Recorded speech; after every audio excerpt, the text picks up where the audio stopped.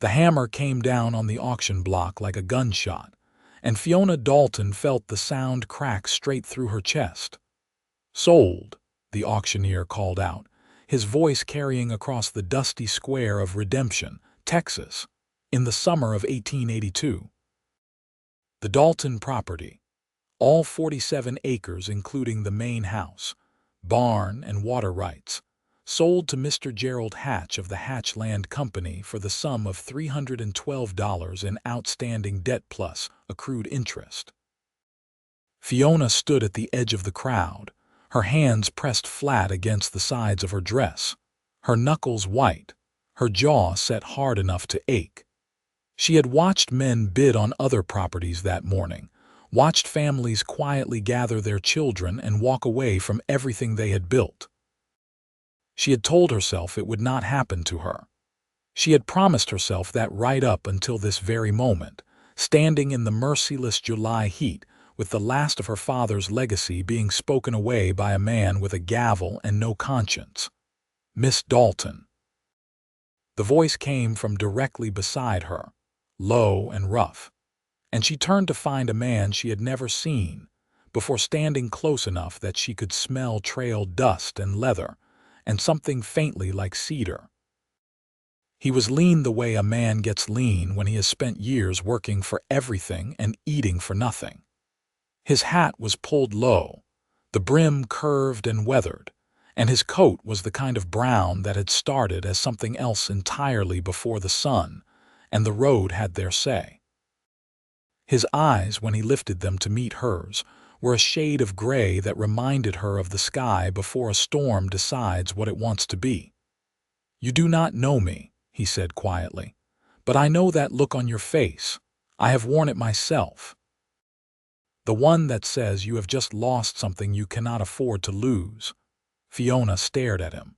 Her voice, when she found it, came out harder than she intended. "If you are here to offer sympathy, stranger, I will ask you to save it. I have no use for it." He reached into the inside pocket of his coat and produced a folded piece of paper. He held it out toward her, not pushing it on her, simply offering. She took it, unfolded it, looked at the numbers written in careful, deliberate ink. It was a receipt from the Bank of Redemption, dated that morning. The amount was $350, paid in full against the outstanding debt on the Dalton farm. The world went sideways. Fiona looked up from the paper. The man was watching her with an expression that was not quite calm and not quite afraid, somewhere in the complicated middle space between a man who has already done something and is now waiting to find out if it was the right thing. "Who are you?" she whispered. "Xavier Ellison," he said simply. "And this morning I spent the last dollar I had in this world to keep your farm from falling."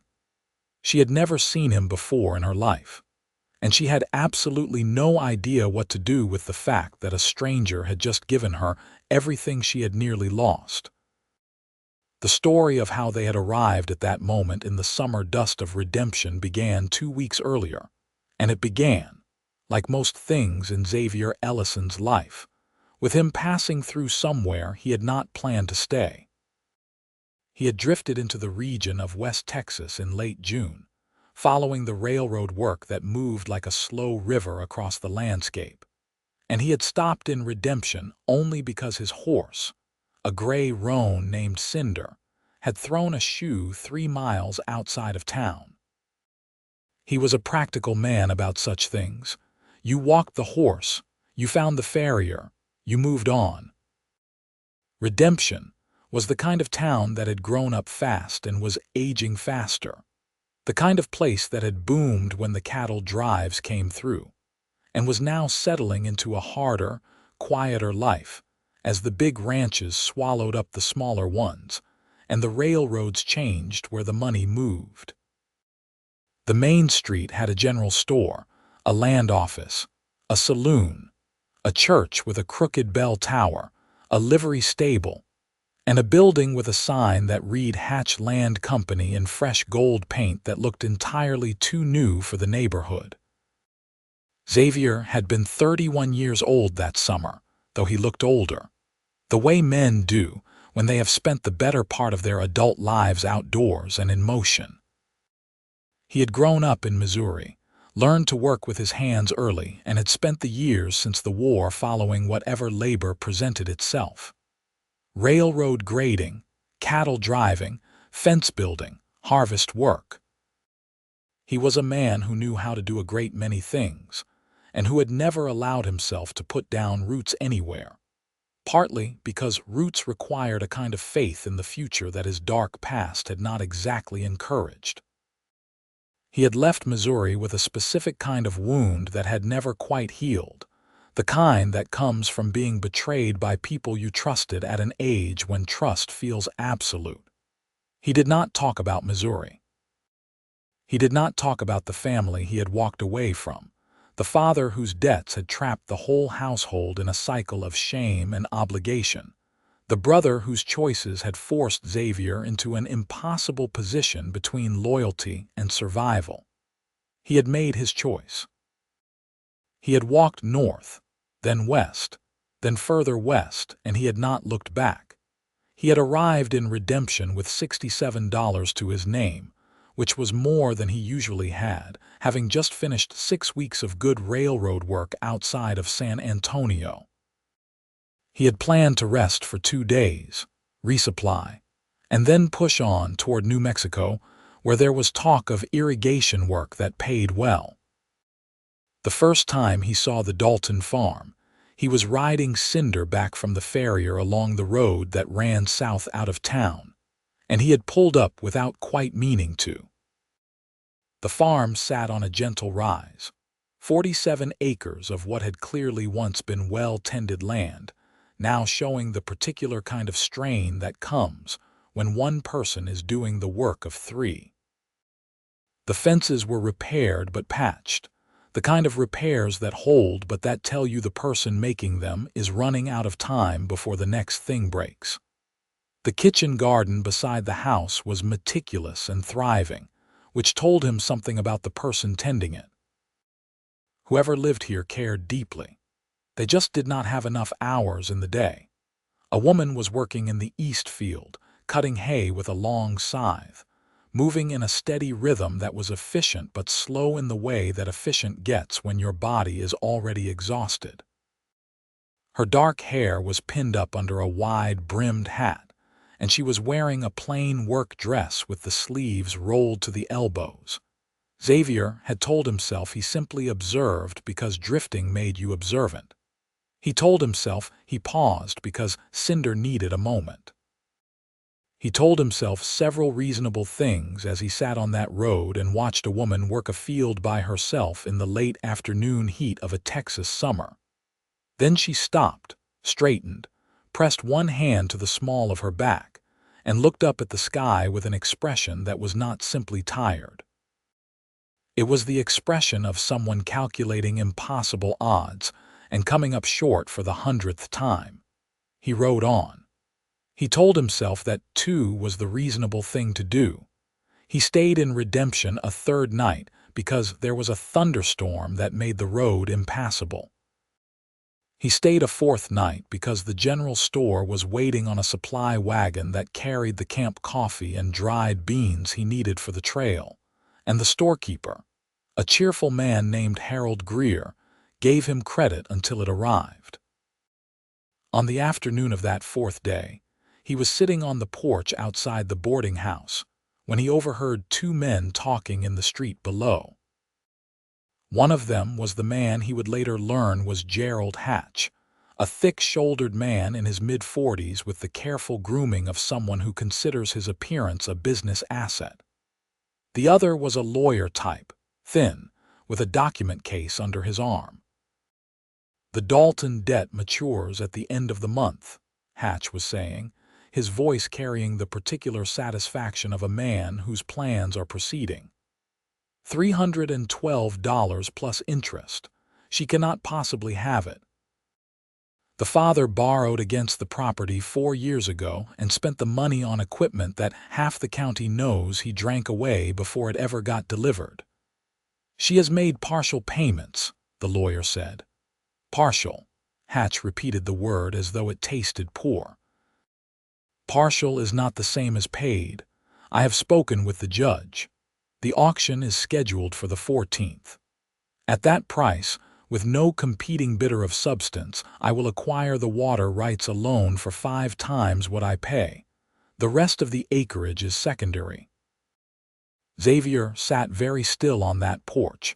He had heard variations of this conversation in a dozen towns across a dozen years. The machinery of it was always the same.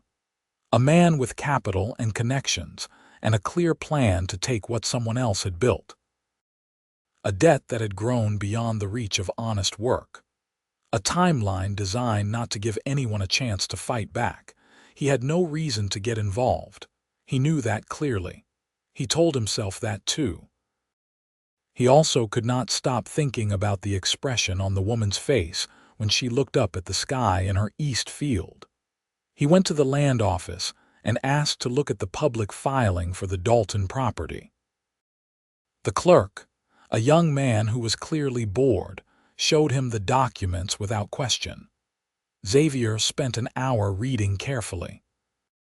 He had educated himself across the years in ways that formal schooling had not provided, reading law documents and contracts whenever he could find them, because a man who moves through the world with nothing but his labor needs to understand what can be taken from him and what cannot. The debt was legitimate. The interest calculation was aggressive but technically lawful. The auction timeline was valid under Texas property law as it stood in 1882. He put the documents down and sat for a long moment. Then he went to find the woman who worked the field alone. Her name was Fiona Dalton, and she did not trust him immediately. That was the first thing he understood about her, and it was also the thing that made him trust her. She was 26 years old that summer, with dark eyes that held the particular combination of intelligence and exhaustion that comes from years of solving problems that should not have been hers to solve. Her father, Thomas Dalton, had died the previous winter from a fever that had lingered too long and burned too hot, leaving her the farm, the debt, and a reputation in the community as a woman who was likely to lose both and require rescuing. Fiona Dalton did not want to be rescued. That was made abundantly clear the moment Xavier introduced himself at her front gate and explained what he had heard. "I am aware of my situation," she said flatly, standing in the gate with her arms crossed, and her expression set in the particular way of someone who has already had this conversation with herself 100 times. "I do not need a stranger to explain it to me." "I am not explaining it to you," he said carefully. "I am telling you that I overheard something you should know, that Hatch has already spoken to the judge, that there is a coordinated plan, not simply a creditor collecting a debt." She went still. That landed differently. "What judge?" she asked. "I do not know his name. I am sorry, I did not hear that part." She studied him for a long moment with those dark eyes, the ones that seemed to be conducting a private calculation about his probable motives, and the likelihood of a hidden motive behind everything he was saying.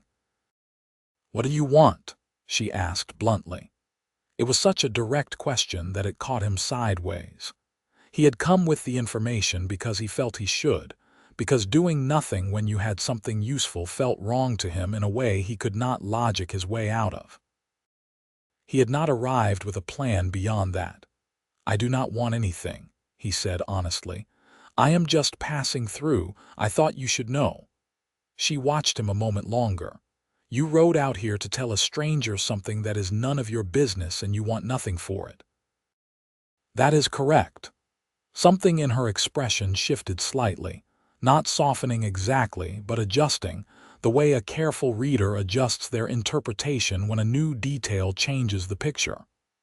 "Come in," she said finally, and stepped back from the gate. They sat at her kitchen table, the cleanest kitchen table he had seen in years, and she made coffee on the iron stove, and they talked for 2 hours. She told him about the debt, which she had known about but had believed she had more time on. She told him about the partial payments she had been making and the letter from the bank that had arrived 3 weeks ago, notifying her of the acceleration of the full amount. She told him she had written to her father's brother in Austin and had received no response. She did not tell him she was frightened, but he could hear it underneath everything she said, the way fear sounds when someone is refusing to let it be the loudest thing in the room. He told her about what he had heard Hatch say, about the water rights, about the coordinated plan. She listened without interrupting, which was something he noted. She was the kind of person who let you finish before she spoke. "The water rights," she said when he was done. "My father installed a secondary well in 1878. It runs deep, and it has never gone dry. Hatch has wanted access to that water since before my father died. That explains the urgency of the timeline." "Yes." She wrapped her hands around her coffee cup. "It does. He should have left that evening. He had the information he had come to deliver, and she had received it, and the situation was as clear as it was unfixable on the timeline they had available. Instead, he said, 'What needs doing on the property?'" She looked at him with the expression of someone being offered something they want very badly, but have been trained by experience to be suspicious of. "You are asking if you can work. The hay in the east field needs to come in before the weather turns. I could see that from the road yesterday.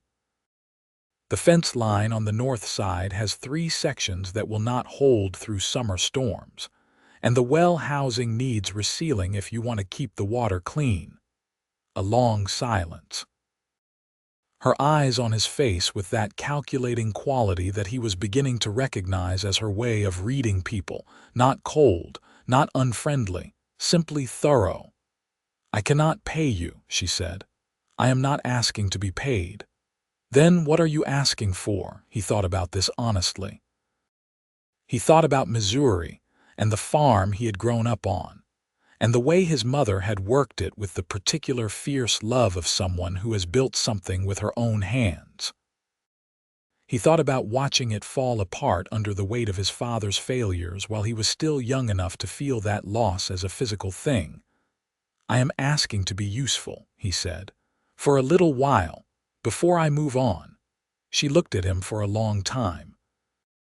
Then she said, with the careful precision of someone establishing terms, "You can sleep in the barn. I will feed you. You will not be alone in the house with me, and you will tell me clearly if you hear anything else about Hatch's plans." "Agreed," he said. And that was how Xavier Ellison came to spend 2 weeks working the Dalton farm, sleeping in a barn that smelled of hay and old wood, and the particular piece of hard labor rewarded, and learning, without intending to, who Fiona Dalton was. She was up before dawn every morning. He would hear her moving in the house before the light had properly made its way over the eastern horizon, the sound of the stove being lit, the smell of coffee cutting through the cool morning air. By the time he came in from the barn, she had already begun whatever the day's first task was, and she had already thought through the order of the day's work with a logistical clarity that impressed him. She had grown up on this land. Her father had taught her to work it in the way that parents teach children when there is no alternative, practically and without sentiment. She knew the field rotations and the soil quality of each section, and where the water table ran deepest. She knew the names of every horse that had been born on the property, and she remembered the yield records from each of the 7 years. She had worked alongside her father before his health had started to fail. She was also, in the quiet hours of early morning when the light was soft and the work was not yet urgent, something else entirely. He discovered this by accident on the 3rd morning when he came in earlier than usual, and found her sitting at the kitchen table with a book open in front of her, reading with the focused absorption of someone who goes to books the way others go to prayer. She looked up when he came in, and for just a moment before she composed her expression, he saw the thing she usually kept behind the competence and the directness, and the hard, clear sense she made of everything. It was a kind of interior life that was large and private and had not had much room to breathe in recent years. "What are you raiding?" he asked, keeping his voice neutral, pouring his own coffee from the pot she had already made. She showed him the spine. It was a collection of essays, a volume of Emerson that was worn at the edges from repeated reading. "My mother's," she said simply, and put it aside and stood up, and the day began. He did not press her, but he thought about it. He thought about it more than was entirely sensible. The work between them found a rhythm quickly, the way work does when two people are both good at it and both serious about it. He was stronger than she was and faster at the heavy labor, but she was more efficient with the detail work and more knowledgeable about the specific conditions of the land, and they fell into a natural complementary pattern without discussing it. She directed, and he executed, and sometimes she worked beside him, and sometimes she worked at a different task entirely, and they went for long stretches without speaking because neither of them needed to fill silence with noise. On the 5th day, he fixed the north fence. On the 6th day, they brought in the east hay together, working through the afternoon heat in a focused, synchronized effort that left them both sweat-soaked and exhausted by evening. She made supper that night, a proper meal, beans and salt pork and cornbread, and they ate at the kitchen table and talked about the fence rotations for the rest of the summer. It was during that supper that she first told him something about herself that was not strictly practical. "My father wanted to sell this place 3 times, she said, out of nowhere, the way people say things they have been thinking about for a while.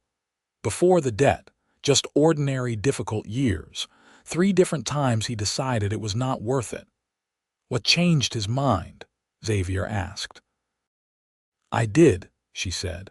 "The first time I was 12, the second time I was 15, the third time I was 22, and I had to argue it rather than simply cry about it." Something moved across her face that was not quite a smile. "He always said I had my mother's stubbornness. She died when I was 7, but he said that every time I refused to let him give up, he could hear her in me." Xavier held his coffee cup and said nothing, because sometimes the right response to something true and painful is simply to let it sit in the room with you. "He built that well in 78, she continued. "The deep one hatch once. He said it was his gift to the land, something that would outlast him. He was right about that, at least." She paused. "He was also the one who borrowed against the farm to buy equipment that never arrived. So, people are complicated," Xavier said. She looked at him directly. "They are. What about your family?" He had not expected her to turn it around on him. He was not practiced at being asked. "My father made choices that cost us," he said carefully. "I left at 20. I have not been back to Missouri since." "Do you have siblings? A brother?" She waited. He could feel her waiting, not pushing, simply leaving the space. "He was the one who convinced me to leave," he said, and then stopped, because that sentence contained a betrayal he had never told anyone, and he was not prepared to tell it now, or possibly ever. She did not ask him to continue. She simply nodded, as if she understood that some doors were closed for reasons that made sense, and that it was not her right to open them. That restraint was what did it, he thought later. That exact quality of restraint. The way she understood the difference between interest and intrusion. He lay in the barn that night looking up at the darkness above the hay bales and acknowledged to himself, honestly, that he was in considerable trouble. He had not intended to feel anything for her. He had specifically, consciously, not intended it. He was a man who was passing through. He was a man who had spent the better part of a decade specifically not forming attachments, not because he lacked the capacity, but because he had learned, in Missouri, and in the years following. That attachments led to obligations, and obligations led to the kind of impossible choices that broke people. He had chosen freedom over belonging, consciously and repeatedly, and he had made his peace with that. He lay in the dark and acknowledged that his peace with that was considerably less solid than it had been 2 weeks ago. On the 7th day, Hatch came to the farm. Xavier was repairing the well housing when he heard the horse on the road, and he stayed where he was, working, keeping his face down, aware without being obvious about it of Hatch dismounting at the gate and walking up the path toward the house, where Fiona was hanging wash on the line. He was far enough away to not hear the words clearly but close enough to hear the tone, and Hatch's tone was the particular kind of cordial that contains a threat inside it, the way a fist contains itself inside a glove. He watched Fiona's posture as she listened. She did not back up. She did not reach for the gate or look toward the house. She stood where she was and spoke to Hatch directly, and whatever she said was brief and clear, because Hatch's tone shifted from cordial to cold. After a few minutes, Hatch looked in Xavier's direction. The distance between them was about 40 yards. Hatch's gaze was the calculating kind, the kind that assesses rather than simply looks, measuring Xavier for relevance and potential interference. Xavier held the gaze without expression and went back to his work. Hatch left. Fiona walked back to her washing without looking toward the well, which told Xavier she was composing herself before she faced him. When she came to him 20 minutes later, she told him what Hatch had said with her characteristic directness. Hatch had offered to settle the debt for $200 in cash if she signed over the water rights separately. He had framed it as generosity. He had framed it as her best remaining option. "What did you tell him?" Xavier asked. "I told him that the water rights were attached to the property deed and could not be separately conveyed without retiring the full debt first, which is true." She paused. "He knows that. He was testing whether I knew it. And now that he knows you know it," her jaw tightened slightly. "Now he knows he has to wait for the auction." Xavier set down his tools. "How much do you actually have?" "Toward the 312. She was quiet for a moment, which told him the number was small and she was deciding whether to tell him. $68, she said. "I have been saving for 8 months. The number sat between them in the clear morning air. He had $67 in his boot and $8 in the lining of his saddle bag. $75 total. He did not say this out loud. He did a different calculation instead. "What can you reasonably raise between now and the 14th? He asked. "I have 20 bushels of corn ready to sell. At current market rates, that is perhaps $40. She thought carefully. "The mare in the south pasture, I could sell her for perhaps $60 to the right buyer. But she is my working horse, and without her I cannot work the farm through harvest." "Do not sell the mare," he said immediately. She looked at him. "That puts me at about $168, still $144 short, $144. He had $75. The gap was $69. He spent that evening in the barn thinking about money he did not have and ways to acquire it that were realistic in the remaining time. He thought about the poker games at the saloon in town, which he had noticed but not entered. He thought about whether there was work available in redemption that paid in cash rather than credit. He thought about the cattle buyer he had spoken to briefly at the general store, who had mentioned needing hands for a short trail drive. He thought, quietly and honestly, about what he was doing. He was preparing to spend every dollar he had, including the money he had planned to live on until the New Mexico work materialized, to settle a debt on a farm that belonged to a woman who had not asked for his help and might not even accept it. He thought about why. He tried the practical version first. The water rights were a resource of genuine value that Hatch was exploiting unjustly. The legal mechanism being used was technically valid but ethically corrupt. There was an injustice happening, and he had the means to partially address it. All of that was true. None of it was the real reason. The real reason was the way she looked up at the sky in her east field, and the Emerson book, and the way she had understood that some doors were closed without needing to open them. The real reason was that he had not felt like a person who belonged somewhere in so long that the feeling of belonging here, in this barn, at this table, at this work, was so unfamiliar that he was afraid if he examined it directly it would disappear. He went to the saloon. He was not a skilled gambler, but he was a careful one, which is different and sometimes more useful. He sat at a table with 3 other men and played poker for 5 hours. He won $40 and lost $19 and came out $21 ahead, which brought his total to $96. Not enough. He went back to the boarding house and he thought about the cattle buyer. The man's name was Denton Cross, and he was camped outside of town with a small herd he needed to move 30 miles northwest to the rail depot by the end of the week. He needed 2 experienced hands for the drive. Xavier found him the next morning at the livestock pen and proposed himself as one of those hands. Cross looked him over with the efficient assessment of a man who has hired a great deal of labor in his life. "I am paying $20 a hand for 3 days. "I need 30, Xavier said. "Nobody is paying 30 for 3 days of cattle work. You are behind schedule, and you need reliable hands who know what they are doing. Pay me 30 and I will get your cattle to the depot by Thursday." Cross looked at him for a long moment and then said, "25. "Done," Xavier said. He rode out with the herd that morning.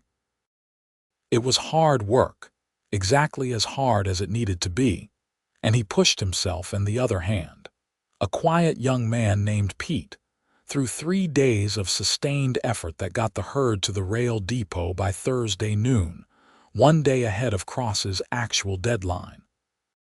Cross paid him $25 and added 5 more without being asked, with the air of a man who recognizes a fair deal when he has received one. Xavier rode back to Redemption with $30 additional, bringing his total to $126. He returned to the farm on Thursday evening. Fiona looked at him when he came through the gate with the careful measuring look she had when something had shifted and she was recalibrating. "I was not sure you were coming back," she said. Her voice was perfectly level. But something underneath, it was not perfectly level at all. "I said I would be back by Thursday," he said. "I know what you said." He understood then that she had been afraid he had left, that she had spent 3 days working the farm alone and wondering if the stranger who had appeared in her life 2 weeks ago had simply moved on the way strangers did. He understood that the thing underneath her perfectly level voice was relief, and that her relationship to that relief was complicated. He did not say any of this. He went to the barn and put up cinder, and then he came in for supper. After supper, when the dishes were done and the kitchen was quiet, he told her about the cattle drive. "You took a 3-day job," she said slowly. "The pay was fair." She was watching him with that thorough expression. "Why did you come back?" "I told you I would, Xavier." She said his name in a way she had not said it before, directly, with weight on it, as though she was using it deliberately to make him look at her and see that she was looking at him. "Why are you still here?" He sat with the question. He sat with the honest answer to it, which he had been sitting with for several days. "Because I do not want to leave," he said. The silence in the kitchen was a different kind of silence than they had had before. It was not the comfortable silence of shared work or the thoughtful silence of practical conversation. It was the silence of something that had been said and could not be unsaid, and that hung in the warm kitchen air between them like smoke, Fiona looked at the table. Then she looked at him. Her expression had lost most of its careful management. "I do not know what to do with that," she said honestly. "You do not have to do anything with it," he said. "I am just answering your question." She nodded slowly and looked down at her hands on the table. "I have not," she stopped. Started again. "I have not had room for anything except this farm in a very long time. I am not sure I remember how to make room for something else." "I understand that," he said. She looked up at him. "I think you might actually understand it." "I have spent a long time not making room for things either," he said. "For different reasons, but the result is the same." Another silence. This one felt like the edge of something. "Go to sleep," she said finally, with a small, quiet thing in her voice that was not unfriendly. "We have a fence section down on the south side, and it needs to be up before those clouds come in." He went, and in the barn he lay awake for a very long time. The next morning they worked the south fence together, and neither of them said anything about the previous evening, and both of them were aware of it the entire time. There was a new quality to the space between them, not uncomfortable exactly, more like the space between a match and a lamp where you can feel the potential, but nothing has yet caught. He went to the corn merchant and sold Fiona's 20 bushels at $43, slightly better than expected because the merchant was short on supply and slightly desperate about it. Then he went to the bank. He sat outside the Bank of Redemption for a long time, looking at the building. He counted the money in his boot and the lining of his saddle bag one more time, as though it might have changed since the last time he counted it. $126, his. $43, Fiona's corn sale. $169 total. The debt with interest was $312. They were $143 short. He sat there thinking about hidden motive, about the trap Hatch had laid, about what it meant for a woman to lose the land her father had built and her mother had loved, and that she herself had refused to abandon 3 separate times. He thought about the deep well and the water rights, and the way powerful men arranged systems to take from people who had less power. He thought about $67 that he no longer had, and the fact that he was about to spend money he did not own in a way that would leave him with nothing.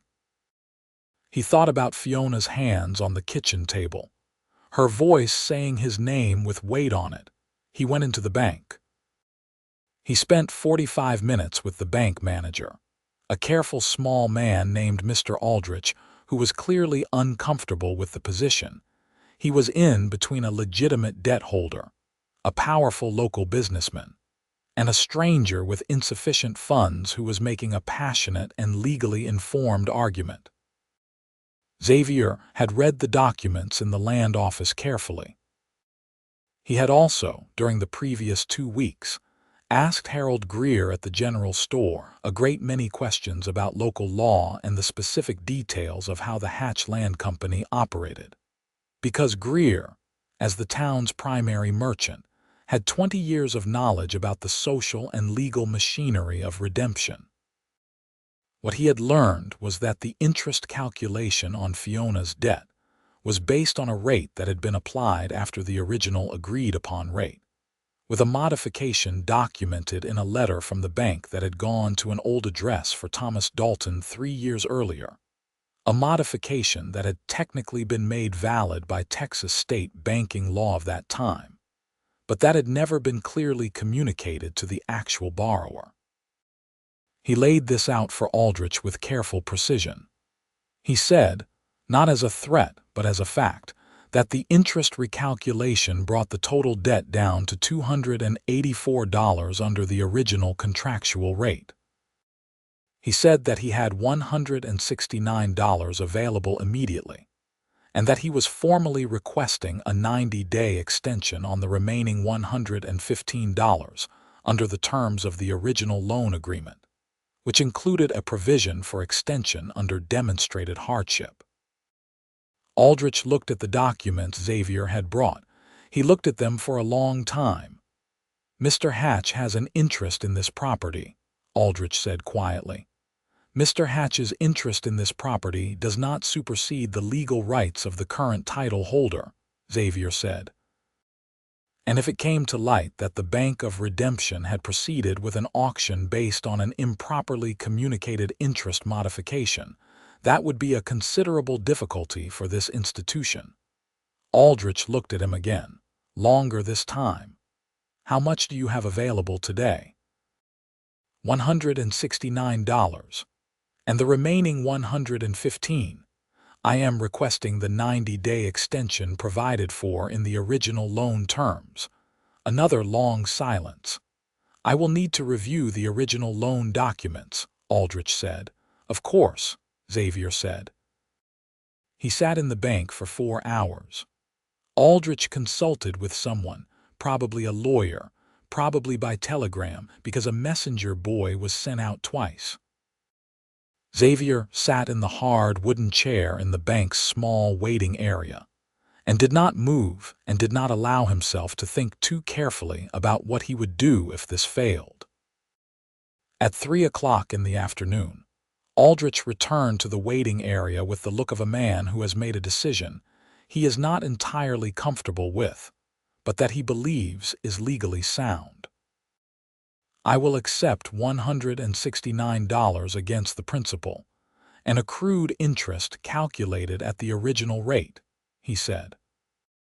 "And I will grant a 60-day extension on the remaining $115, not 90, because that is what the hardship provision actually specifies for a debt of this term." Xavier stood up. "The auction scheduled for the 14th. "Will be cancelled," Aldrich said, with the precise, careful delivery of a man making a record of having said it.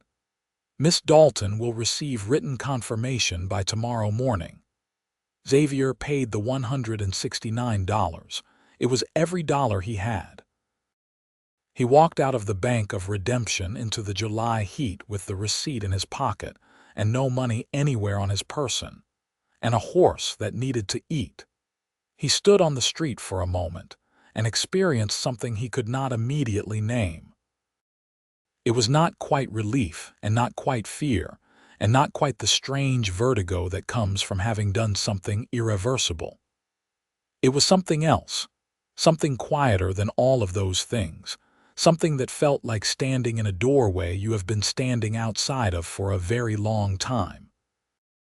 Then he walked to the auction square because the auctioneer was setting up, and he had remembered that the auction notice was public, and that Hatch would likely be there to watch what he presumed would be his acquisition. And Xavier wanted Hatch to know it was not going to happen. He arrived at the square and found it already gathering, word traveling fast in small towns the way it always did. He saw Hatch standing near the front with his lawyer, and with the particular set of a man whose carefully laid plan is about to execute. He saw Fiona at the edge of the crowd.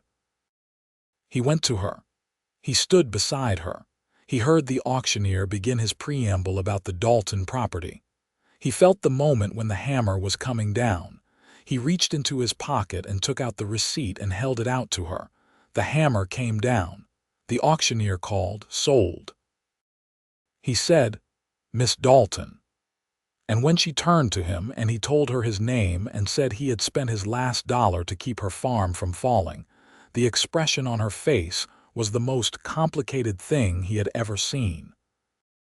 She stood there in the hot July square holding the receipt and looking at him, and the crowd around them was already beginning to realize something had gone wrong with the expected proceedings, and Hatch was pushing toward the auctioneer with the face of a man who has been outmaneuvered, and Xavier stood still and waited.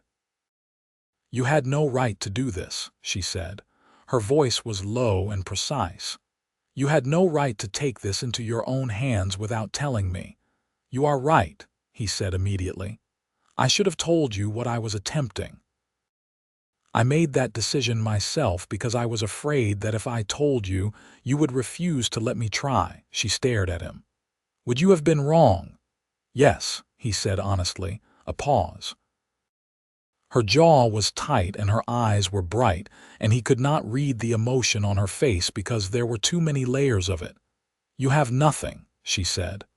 I looked at you when you walked into that square. You spent everything. I kept track of what matters, he said. The farm is still standing. The auction is canceled. You have 60 days to raise $115, which is possible. Across the square, Hatch had gone very still with the controlled fury of a man who will not make a scene in public, but who is recording every detail for later use. Fiona looked down at the receipt in her hands, then she looked up at Xavier. Come to supper tonight, she said, and then you are going to tell me about Missouri. He said nothing for a moment. All right, he said. That evening was different from all the other evenings. Something had been shaken loose, not just by the auction and the receipt, but by everything that had led to it. The 2 weeks of work and the hay and the fence and the supper table and the Emerson book and the nights in the barn and the question she had asked him and the honest answer he had given. She cooked properly, not the practical working supper but an actual meal, a roast chicken she had been saving for something, with vegetables from the kitchen garden and a proper pot of coffee. She set the table carefully. He noticed the care she took and said nothing about it because some things are understood better by being allowed to be what they are. They ate. They talked about the farm, about the 60-day timeline, about the corn already sold and the plans for the harvest that was coming. She was already calculating, already 3 steps ahead, already making the plan that would get them to $115 in 60 days. He listened to her think and felt something that was becoming harder and harder to pretend was not what it was. After supper, he told her about Missouri. He told her about his father, a man who had been charming and warm when sober and unpredictable and frightening when not, who had run up debts across 2 counties while Xavier and his brother were growing up, who had died when Xavier was 17, leaving debts that the family could not pay and a farm that had to be sold to cover them. He told her that his brother, Daniel, was 3 years older and that Daniel had handled the loss of the farm by making a different kind of peace with what their father had been, by finding a way to stay and rebuild, to marry into a neighbor family and start again on rented land. He told her that Daniel had asked Xavier to stay and help work the rented land, and that Xavier had said yes, and that for 3 years he had worked alongside his brother on borrowed land building towards something that felt possible. He told her about the winter of 1872, when he was 22, when Daniel had made a decision about a business arrangement that had trapped Xavier in an obligation to a man who did not have good intentions, a man who used the arrangement to extract labor that was close enough to forced that the distinction did not feel meaningful. He told her, and his voice was careful and flat the way voices get when they are protecting something, that the choice had been between staying and continuing to be trapped by his brother's choices and his father's shadow, and a cycle that he could see was never going to end, or leaving. Walking away from the last family he had. And you left, Fiona said. I left, he said, a silence. Do you think about it? She asked. Every day, he said. Not with regret exactly, but with a kind of weight that does not go away. She looked at him across the table, and her expression was not pity, which he had feared, but the particular kind of recognition that only comes from one person who has carried a weight for a long time looking at another. My father, she said slowly, borrowed that money knowing he was sick, knowing he might not live long enough to pay it back, knowing it would fall to me. She paused. I have been angry about that for 8 months. I have also loved him my entire life and missed him every single day. Both of those things are true at the same time. Yes, Xavier said. That is exactly what it is like. She reached across the table and put her hand over his, briefly, firmly, and then took it away. It was not a declaration. It was something more careful than that, more considered. A deliberate act of acknowledgement between two people who were both, in their different ways, learning how to let something in after a long time of keeping things out. He slept in the barn that night and felt something settle in his chest that had not been settled in a long time. The next morning the confirmation from the bank arrived, as Aldrich had promised. The auction was formally canceled. The Dalton farm was not going anywhere. Hatch did not take the defeat quietly. Over the following week, Xavier heard from Harold Greer that Hatch had spoken to several of Redemption's more influential residents about the interference of an outside drifter in legitimate business. He heard that Hatch had gone back to the judge he had spoken to before, though whatever conversation resulted from that had not yet produced any visible action. On a Tuesday afternoon, 9 days after the canceled auction, Hatch came to the farm again. This time Xavier was at the barn and could hear the conversation clearly. "Miss Dalton," Hatch said, with the particular precise formality of a man who has abandoned cordiality and replaced it with something harder. "You have borrowed time, nothing more. In 60 days, you will owe $115 that you do not have, and the bank will be considerably less flexible the second time. I am offering you a clean settlement now. $200 for the water rights separately conveyed. I will retire the remaining bank debt myself." "I have explained to you that the water rights cannot be separately conveyed," Fiona said, with a steadiness that was remarkable given what he had just said. "I have spoken with a lawyer who disagrees with that interpretation," Hatch said. "Then your lawyer and I will disagree," she said. "Is there anything else?"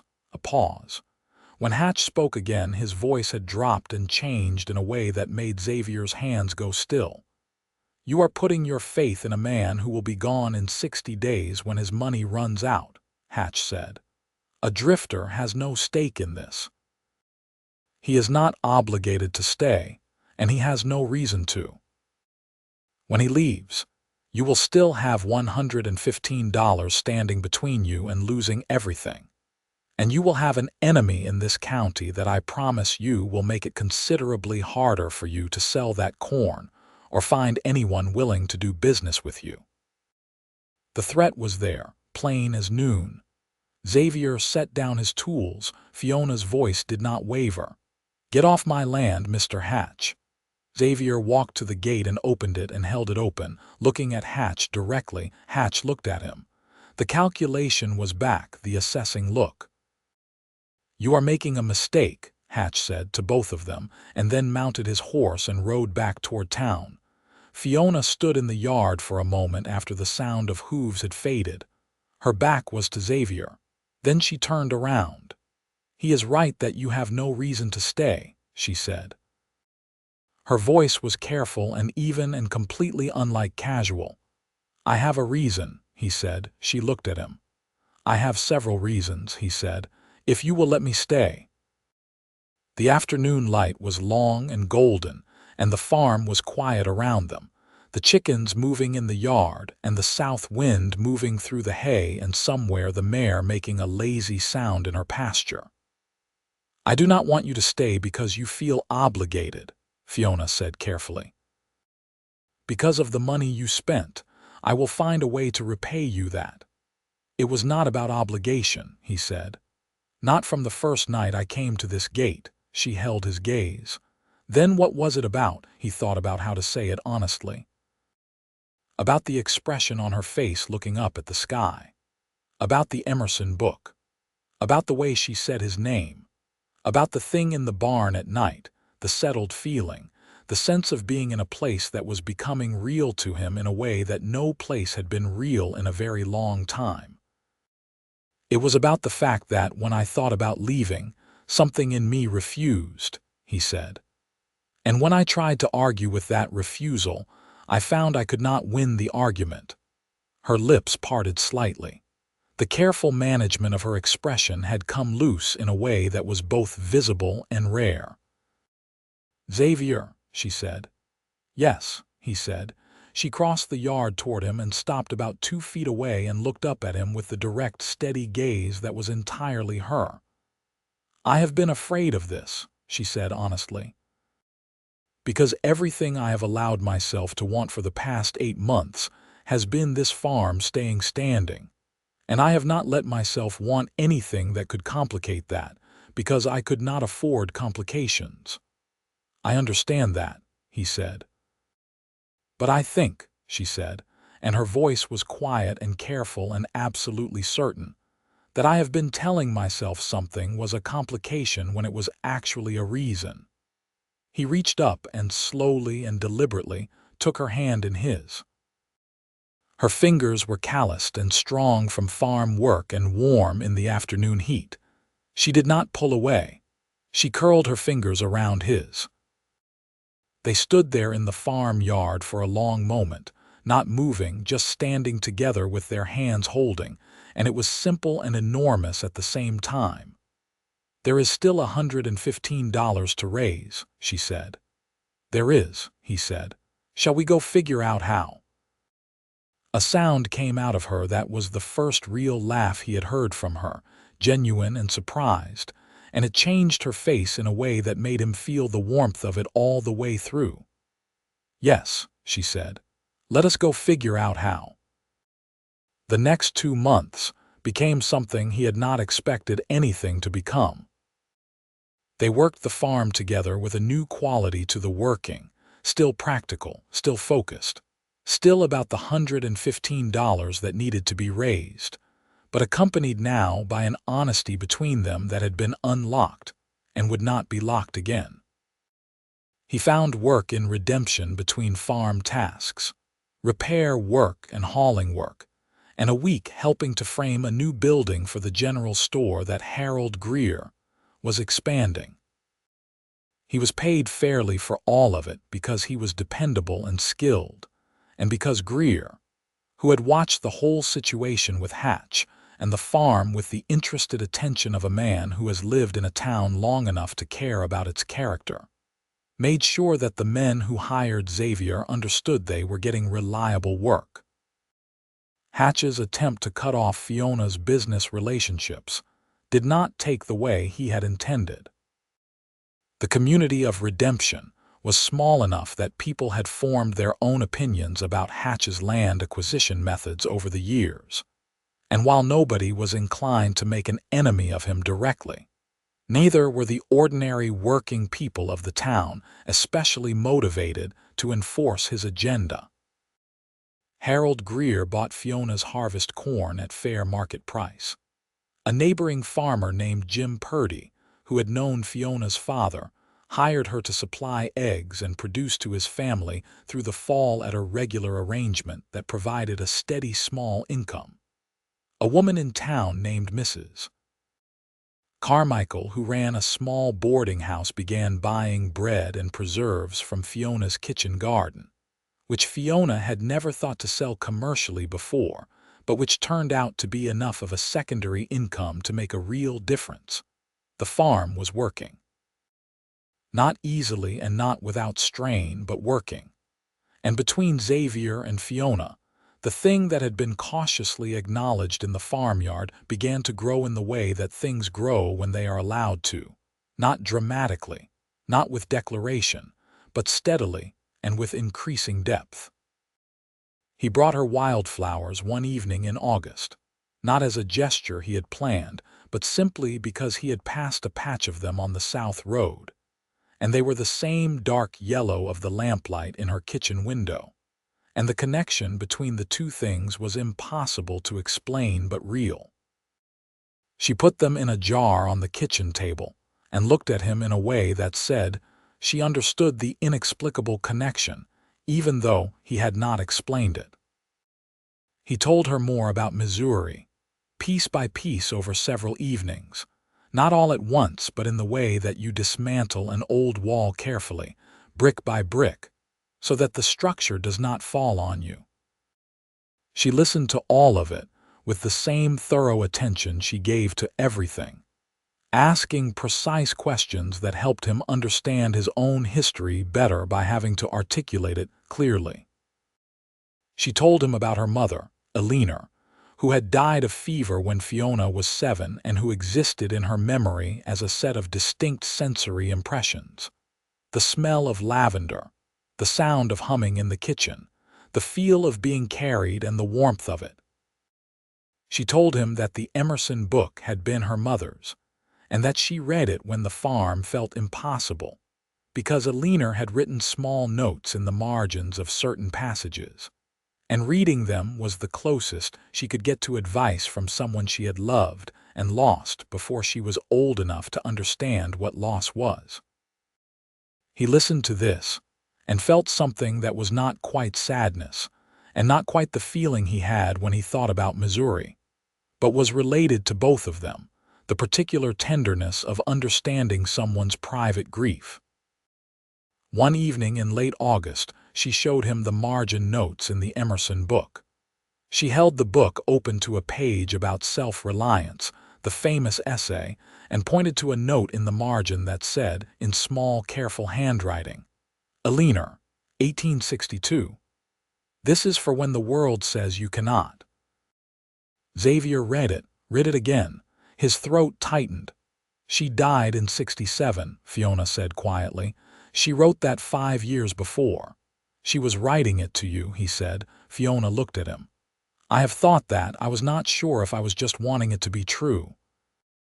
"Some things are true because they cannot be otherwise," he said. She closed the book carefully and held it in both hands. Then she set it down and looked at him across the kitchen table and said, "I am in love with you. I want you to know that before I lose my nerve to say it." The kitchen was quiet around them. The lamp was warm. Outside, the farm was settling into the sounds of a summer night, crickets and the horse in the pasture and the wind in the hay. "I am in love with you," he said. "I have been for some time. I have been trying to be sensible about it." "Sensible," she said, with that small quality in her voice that was not quite a smile. "It has not been working very well," he admitted. She stood up from the table and walked around it and stood in front of him, and he stood up too, because he could not stay seated while she was standing looking at him like that, with everything she was written plainly on her face and nothing held back. He kissed her. She kissed him back with the same directness she brought to everything, honest and decided and wholly present, and his hand was in her hair and her hands were flat against his chest, and the lamp threw their shadows long across the kitchen floor.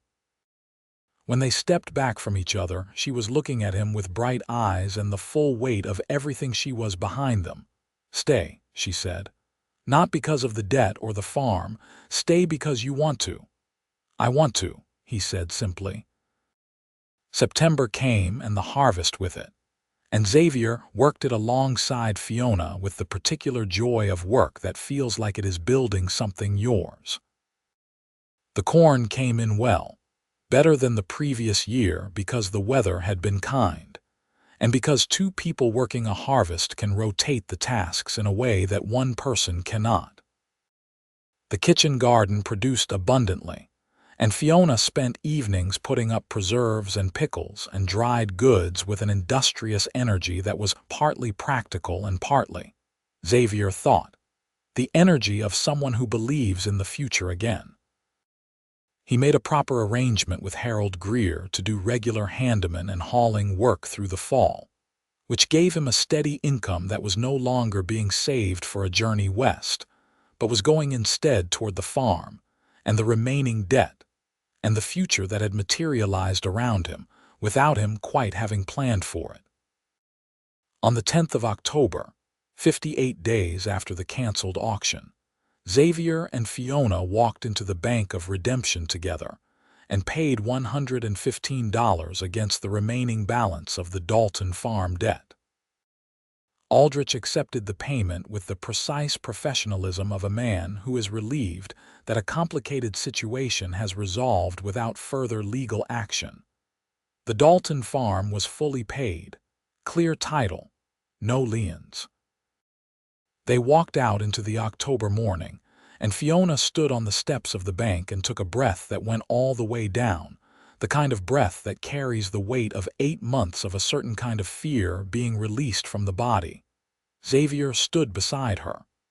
"It is done," she said. "It is done," he said. She turned to him and her eyes were full, not spilling, just full, and she gripped his hand hard. "Thank you," she said. "Not just for the money, for all of it." "You did most of it," he said honestly. "We did it," she said firmly. "We." He looked at her face in the October light, and the thing he felt had no word in him adequate to it. But it was the largest and most certain thing in his chest, larger than anything Missouri had put there, larger than 10 years of roads and moving and the particular freedom of belonging nowhere. He belonged here, to this woman and to this land and to this future. Gerald Hatch made one final attempt in November. He sent a letter through his lawyer to the bank, suggesting that there was a question about the validity of the original debt calculation adjustment Xavier had used to reduce the total, implying that the bank had been improperly pressured.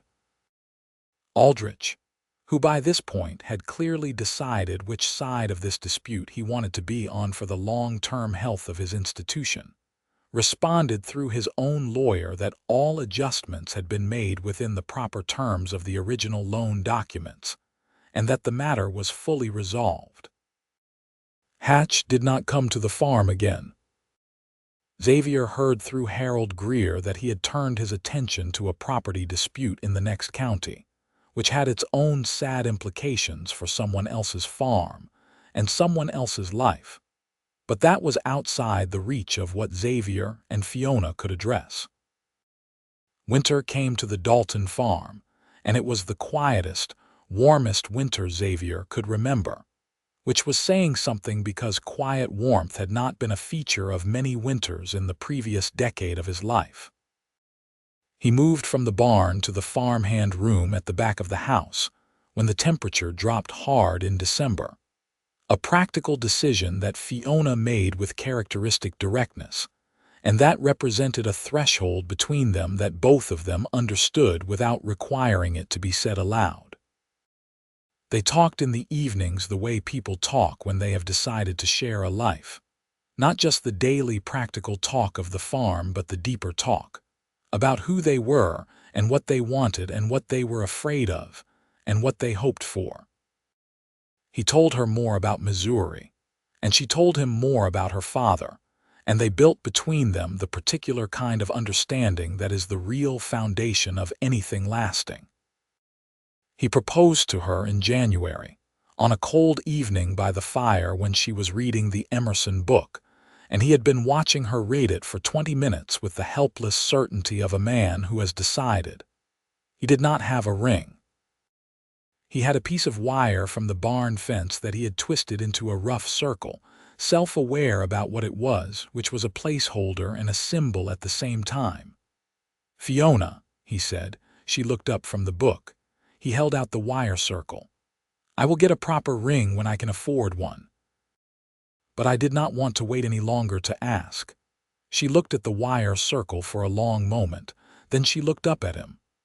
"Xavier Ellison," she said slowly, "I watched you spend everything you had for me before I had any right to expect it.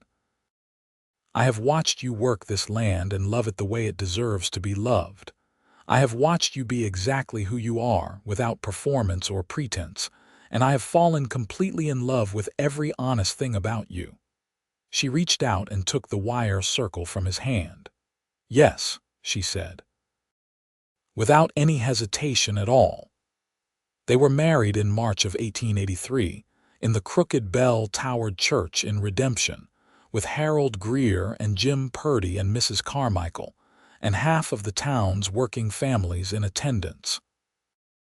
The ceremony was performed by the town's pastor, a broad-shouldered man named Reverend Marsh, who had known Fiona since she was a child, and who spoke over them with the genuine warmth of someone who had watched a person he cared about find something real.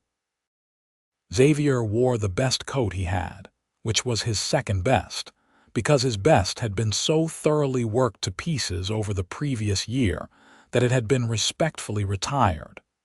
Fiona wore a dress that Mrs.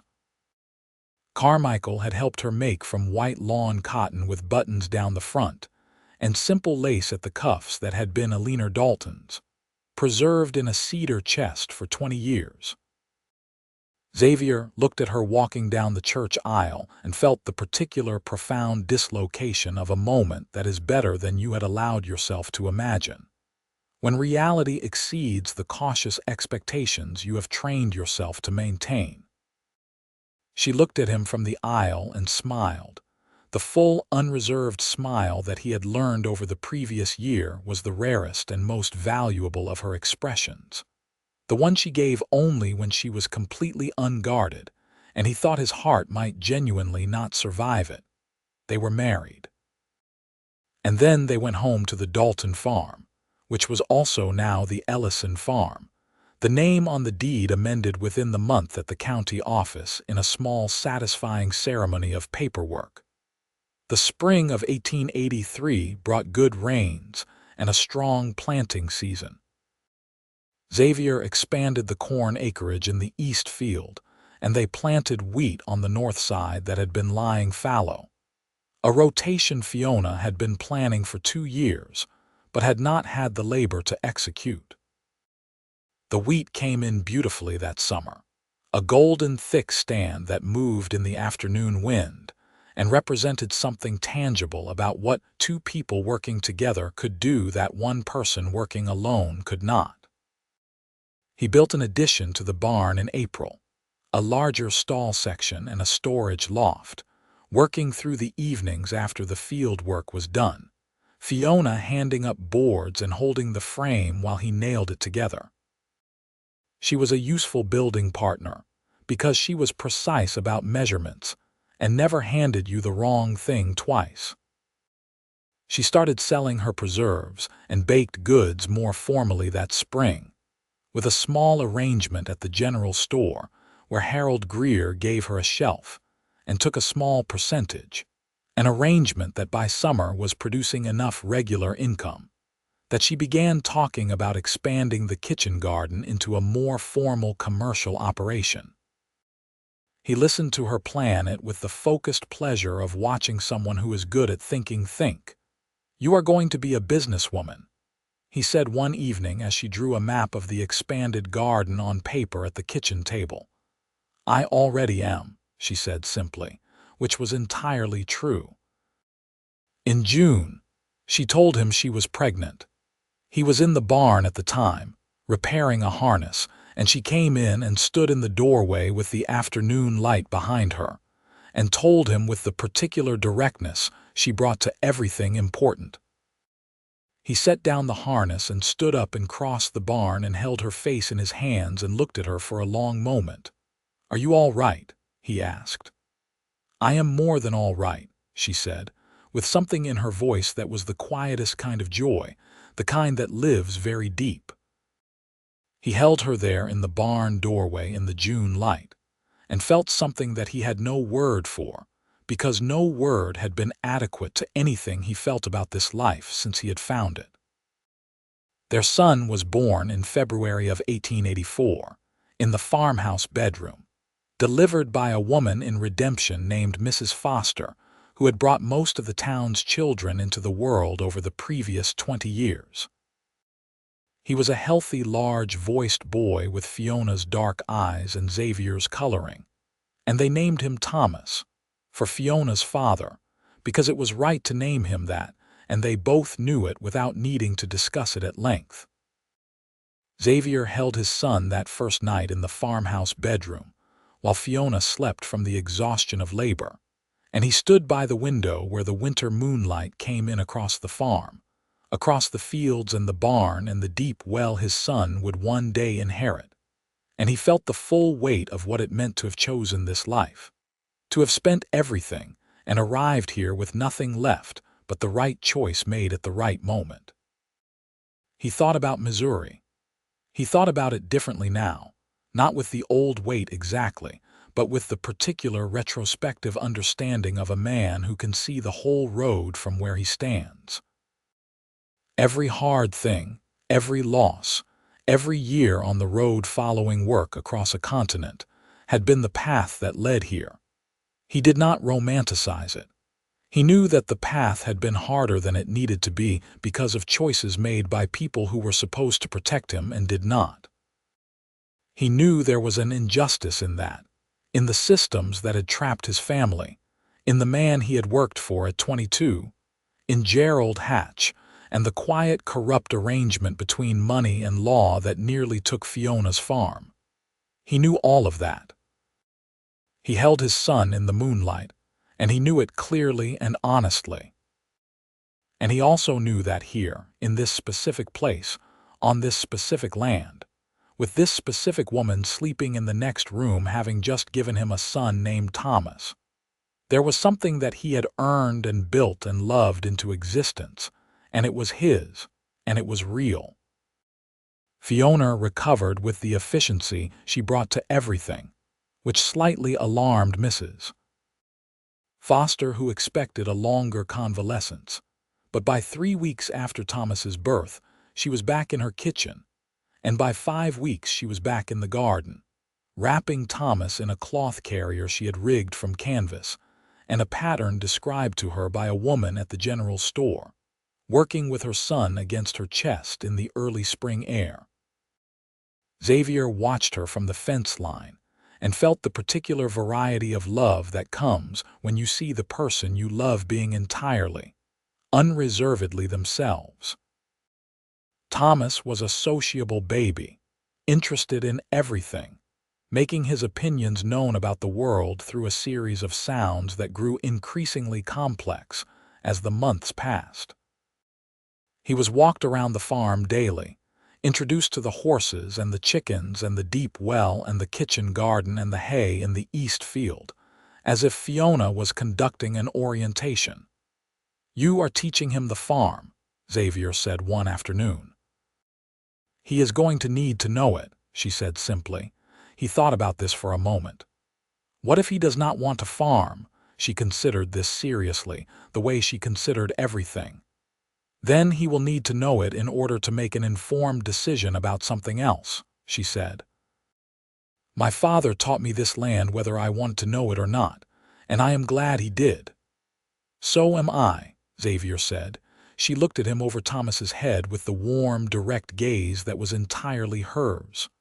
"So am I," she agreed, meaning something larger than the farm.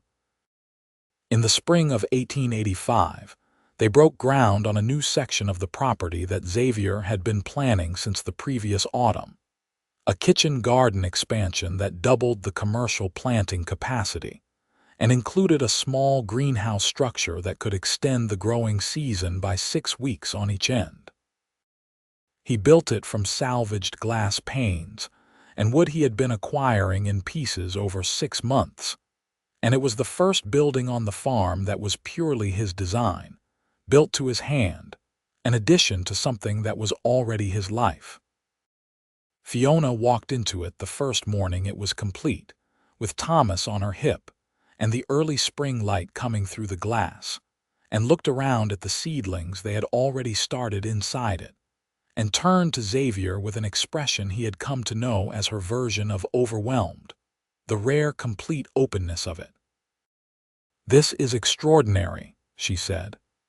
"It needs another shelf on the east wall," he said, because he was never entirely satisfied with a structure until it was right. "It is extraordinary, and it also needs another shelf on the east wall," she said. And Thomas, from his position on her hip, made a sound of apparent agreement. The summer of 1885 was the best harvest the farm had produced since, before Thomas Dalton's illness had first slowed the operation. The wheat came in heavy, the expanded corn acreage exceeded projection, and Fiona's commercial garden operation had grown enough that she had hired a neighbor's daughter, a young woman named Cecilia, to help with the harvesting and preserving 2 days a week.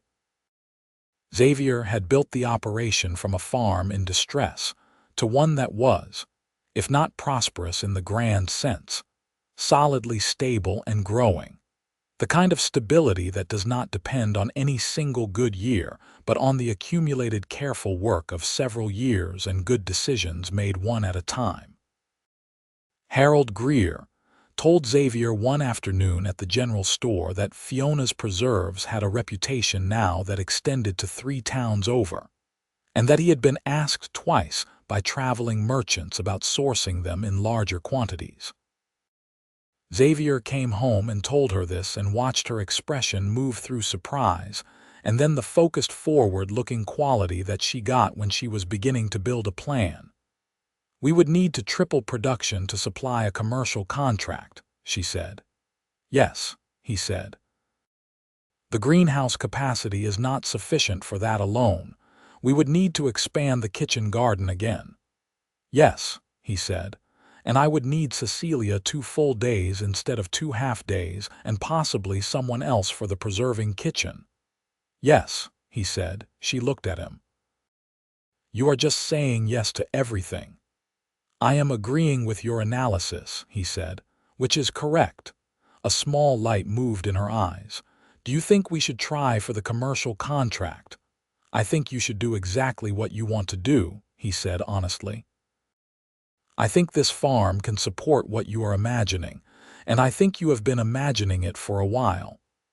"I have been imagining it for 2 years," she said. "I was afraid to say it out loud in case it was too much." "Nothing you imagine is too much," he said.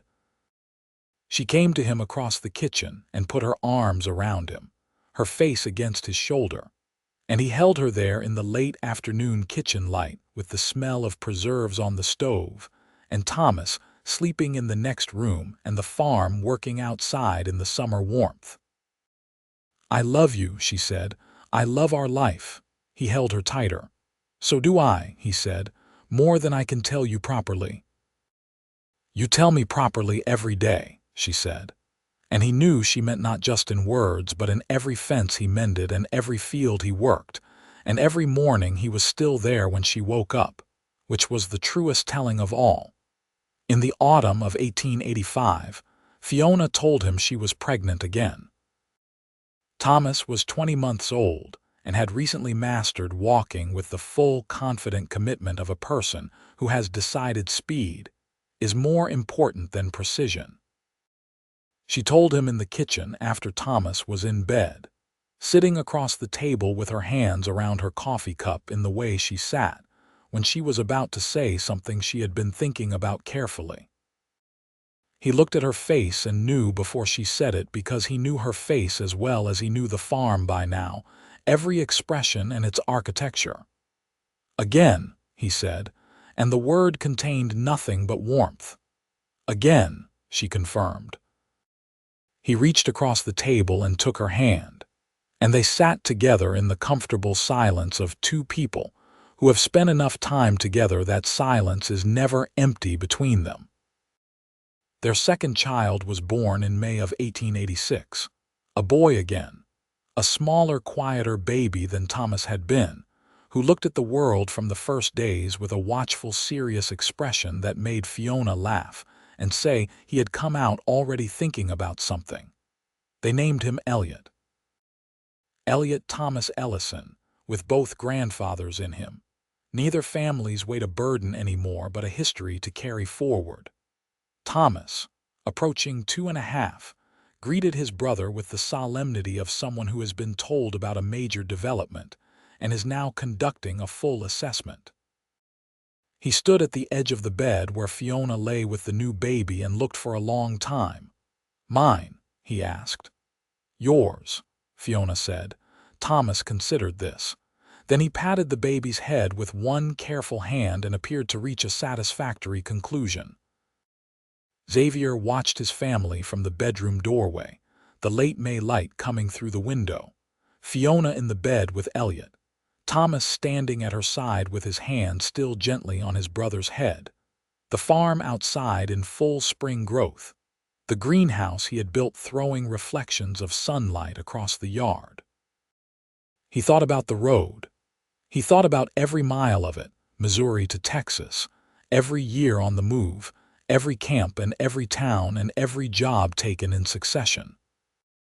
He thought about the moment on the South Road outside Redemption, when he had stopped his horse and seen a woman working a field alone with an expression of impossible calculation on her face. He thought about the last dollar he had spent in the Bank of Redemption on a July morning in 1882, and what it had bought, not just the farm, not just the debt retired, but everything that had followed from the moment. A woman with dark eyes looked at her receipt in a summer auction square and asked him who he was. He thought about how the truest things in his life had come from emptying his pockets.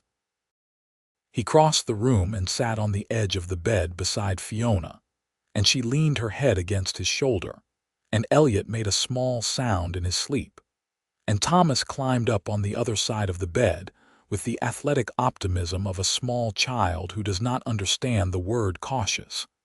And the family was arranged in the May afternoon light in a way that was entirely ordinary and entirely perfect at the same time.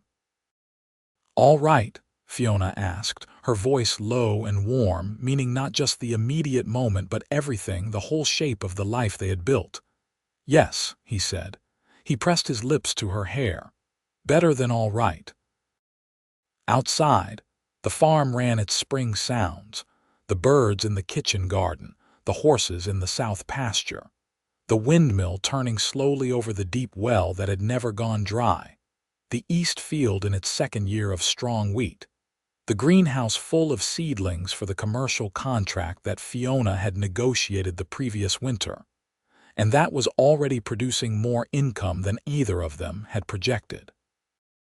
The Dalton farm, which was also the Ellison farm, which would one day be Thomas's farm and possibly Elliot's and possibly someone else's entirely, stood on its gentle rise in the West Texas landscape and worked and grew and breathed, the way things do when they are properly tended and properly loved.